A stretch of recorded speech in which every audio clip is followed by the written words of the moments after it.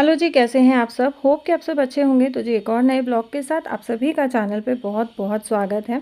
आज का video husband के ऑफिस जाने के बाद और लकी के स्कूल जाने के बाद शुरू कर रही हूँ। नाश्ते वगैरह की सारी जो है मेरा काम ख़त्म हो चुका है। घर की साफ़ सफाई और जो भी छोटे मोटे मेरे काम रहते हैं वो सब जो है मैं अपने निपटा चुकी हूँ। आज मुझे दोनों बेड्स की बेडशीट चेंज करनी थी, इस वजह से आज मैंने सुबह के टाइम जो है अपने बेड्स ठीक नहीं करे थे। अदरवाइज़ जैसे मैंने आप लोगों के साथ वीडियो में शेयर किया था कि उठते ही सबसे पहले हम लोग अपने बेड अरेंज करते हैं। सुबह सुबह बेड अरेंज हो जाता है ना, तो आधा घर तो वैसे ही साफ़ हो जाता है। अगर आपका बेड जो है अरेंज नहीं होता है, बेडशीट्स या ठीक नहीं होती हैं, या जो ब्लैंकेट्स वगैरह आप ओढ़ के सोए हो वो ऐसे ही पड़े रहते हैं ना, तो घर में कितनी भी साफ़ सफाई कर लो घर आपका साफ़ नहीं लगता है। लेकिन अगर सुबह सुबह बेड अरेंज कर दो तो मन को एक अलग ही शांति मिलती है। ऐसा लगता है कि आधा घर तो अपने आप ही साफ़ हो गया। सो यहाँ जो है ये गरम बेडशीट्स हैं, और ये मैंने जो ब्लैंकेट ड्राई क्लीन कराए थे ना वो इस बैग में आए थे। जो ड्राई क्लीनर से हम ड्राई क्लीन कराते हैं वो इसी तरीके से पैकिंग में ही आपके ब्लैंकेट्स वगैरह आपको रिटर्न करते हैं। तो इसको मैंने फेंका नहीं था, और इस तरीके के जो बैग्स या पॉलीथीन्स वगैरह या पैकिंग वाले जो आते हैं ना, तो उनको मैं फेंकती नहीं हूँ, मैं उनको यूज़ कर लेती हूँ, और ऑर्गेनाइज़र्स के रूप में ना ये बहुत अच्छे से यूटिलाइज़ हो जाते हैं। तो इसमें मैंने अपनी सारी गर्म बेडशीट्स रखी हुई हैं। 2 बेडशीट मैंने निकाली है, एक इस बेड के लिए, एक दूसरे बेड के लिए। और बेडशीट बिछाने लगी थी तभी मेरी नज़र गई पंखे पे, और मैं बहुत टाइम से सोच रही थी पंखे को साफ़ करने की, क्योंकि बाकी तो सारे पंखे मैं पहले ही साफ़ कर चुकी थी।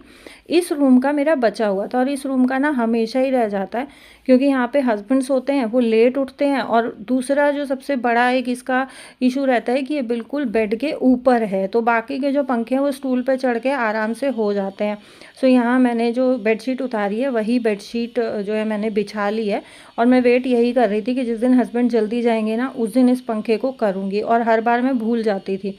आज जो है मेरी नज़र पड़ ही गई। सो यहाँ मैं ले आई हूँ मुड्डी, और मैं इस मुड्डी के ऊपर खड़ी होकर करने लगी। तो एक तो पंखे तक पहुँचने में मुझे बहुत ज़्यादा डर लग रहा था, क्योंकि मुड्डी हिल रही थी बेड पे ना, जिधर पैर रखो मुड्डी पे उधर से ही गद्दा पिचक जाता है।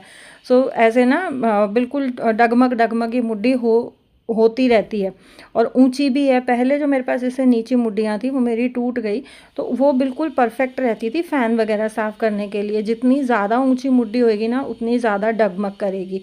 तो फिर मैंने क्या किया, मुड्डी को हटा के और छोटा स्टूल मैंने इस पर रख लिया था, जिससे जो है पंखा साफ़ करने में मुझे बहुत आसानी हो गई थी। और यहाँ सूखे कपड़े से ही मैंने पंखे को पूरे को अच्छे से ऊपर नीचे से, ब्लेड्स को भी ऊपर की साइड से भी और नीचे की साइड से भी साफ़ कर लिया है, क्योंकि अब तो पंखे जो है वो गर्मियों में ही यूज़ होने हैं, और पिछले एक डेढ़ महीने से पंखे चल भी नहीं रहे हैं। तो ये जो मेरा बैठने वाला स्टूल है इसी को मैंने रख के और पंखा अच्छे से साफ़ कर दिया है सूखे कपड़े से ही। बहुत ज़्यादा गंदा होता है या जैसे किचकिचाहट हो जाती है ना पंखों में कई बार नमी के कारण, तो तब जो है गीले कपड़े की या किसी भी क्लीनर की ज़रूरत पड़ती है। और ये जो है ये मेरे हस्बैंड का फ़ोटो है जो हमने बेडरूम में लगा रखा है। तो मैं जब फ़ैन साफ़ कर रही थी ये दिख रहा था वीडियो में, इसलिए मैंने इसको उल्टा करके बेड पे रख दिया था, और लगे हाथ मैंने फ़ोटो को भी साफ़ कर दिया।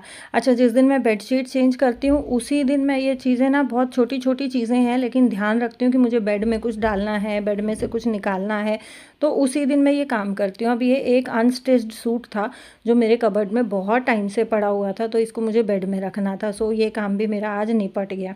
और यहाँ मैंने ये वाली बेडशीट निकाली थी, बट बिछाने के बाद जो है ये बेडशीट छोटी लगी मुझे और खींच तान के बिछानी पड़ रही थी।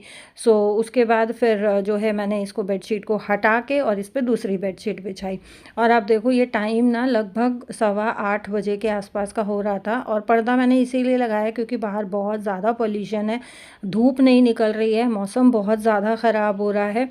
सो मैं पर्दे वगैरह का बहुत ध्यान रखती हूँ कि हालांकि मेरी विंडोज़ में जो है शीशे बिल्कुल फ़िक्स है, लेकिन फिर भी थोड़ा बहुत हवा जो है अंदर आती ही है। दरवाज़ों के नीचे मैं कुछ ना कुछ फंसा के रखती हूँ ताकि नीचे से हवा ना आए। मैं अपने घर को है ना पूरे तरीके से सिक्योर रखती हूँ या फुल ऑन पैक रखती हूँ कि बाहर से ज़रा सी भी हवा अंदर ना आ पाए, जब से मेरे गले में दिक्कत हुई है पोल्यूशन के कारण। सो वो बेडशीट हटा के, और ये वाली बेडशीट मैंने निकाली थी लकी वाले बेड के लिए, बट फिर मैंने वो छोटी रही तो ये वाली बेडशीट मैंने इस वाले बेड पे बिछा दी। और आज जो है आप लोगों के साथ ऐसी टिप मैं शेयर करने वाली हूँ, क्योंकि बहुत सारी बहनों के कई बार कमेंट्स आते हैं कि दीदी हमारी बेडशीट ना बच्चे कूदते हैं तो निकल जाती है। आज मैं ऐसी चीज़ आपको बताऊँगी जिससे बेडशीट आपकी बिल्कुल सिक्योर रहेगी और निकलेगी नहीं। आगे पीछे से दबाने के बाद ये जो पल्ला है ना, इसको अंदर की साइड मोड़ें और जो बाहर का पल्ला है उसको ऊपर से लेके और गद्दे के नीचे आप डाल दें। इस तरीके से अगर हम बेडशीट को सिक्योर करते हैं ना, बच्चे जितना मर्जी कूदें, ये बेडशीट निकलती नहीं है। अगर नहीं है तो आप नॉट भी लगा सकते हो चारों कोनों पे, लेकिन नॉट से ज़्यादा इफेक्टिव ये रहती है। सर्दियों में रहता है कि अगर हम हाथ से बेडशीट इस बेड में फंसाते हैं तो चिर खुल जाती है, स्किन हट जाती है। सो ये सबसे अच्छी चीज़ है कि आप एक कोम लें और कोम के जो पीछे का हिस्सा होता है इससे आप बेडशीट को सिक्योर कर दें। इससे बहुत टाइट और बहुत अच्छे से, जैसे फिटेड बेडशीट होती है ना, ऐसे बेडशीट आपकी फिटिंग आ जाती है आपके बेड पे। चाहे बिना फिटेड बेडशीट हो, आप देखें बिल्कुल अच्छे से नाइस में सलवट आती है। और अब इस बेडशीट पे चाहे जितना मर्जी बच्चे कूदते रहें, ये बेडशीट अगर आप 4 दिन भी अगर इसको ठीक नहीं करोगे ना, ये एज इट इज़ रहेगी, क्योंकि ये बहुत अच्छे से फिक्स हो गई है बेड के गद्दों में। सो यहाँ साथ साथ मैंने अपने दोनों बेडशीट के साथ के जो पिलो कवर्स थे वो भी पिलोज़ में लगा दिए हैं। और ये वाला बेड जो है वो मेरा हो गया है क्लीन। इस पे से जो बेडशीट उतरी है उसको मैं डालूंगी लॉन्ड्री बास्केट में गंदे कपड़ों के साथ। और अब जो है मैं जाऊंगी दूसरे वाले बेडरूम में और दूसरे बेडरूम की बेडशीट ठीक करूंगी।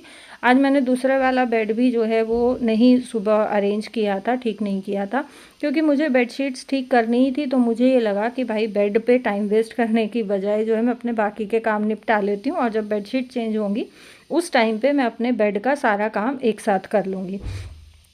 यहाँ जो है लकी सुबह नहा धो के गया था तो उसकी जैकेट्स वगैरह ऐसे ही पड़ी है, इनको भी मैं फ़ोल्ड करके उसके कबर्ड में रख दूँगी।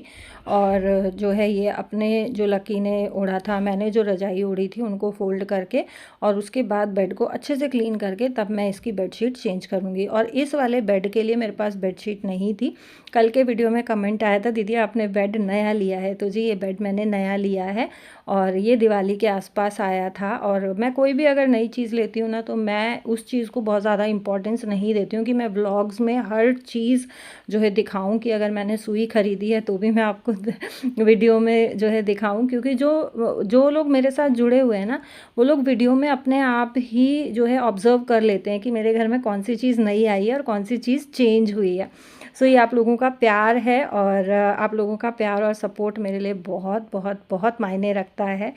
जो लोग नए चैनल पे विज़िट कर रहे हैं उनसे छोटी सी रिक्वेस्ट है कि अगर आपको मेरी वीडियो पसंद आ रही है और पसंद आती है तो प्लीज़ चैनल को सब्सक्राइब ज़रूर से करें। तो इस बेड के लिए मैंने फ्लिपकार्ट से बेडशीट ऑर्डर करी थी और ये बेडशीट मेरे पास 8 मिनट में आ गई थी। यहाँ पे बेड ठीक करते करते जो है मेरा ऑर्डर आ गया था, और अभी मैं इसको खोल के आप लोगों के सामने ही अनबॉक्सिंग कर रही हूँ, क्योंकि मुझे यही बेडशीट बेड पे बिछानी है। बहुत प्यारी और बहुत अच्छी बेडशीट है, यकीन मानिए बहुत रीज़नेबल रेट में मिली है। ये आई थिंक 630 के आसपास जो है बेडशीट आई है। और थोड़ा सा जो है ना शिमर वुलन में इसका कपड़ा है।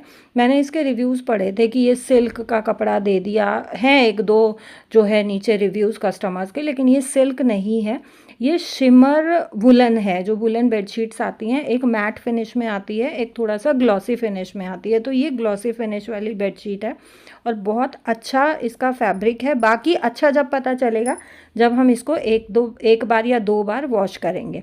1-2 बार वॉश करने के बाद इसका किस तरीके का रिज़ल्ट रहता है वो भी मैं आप लोगों के साथ ज़रूर से शेयर करूंगी।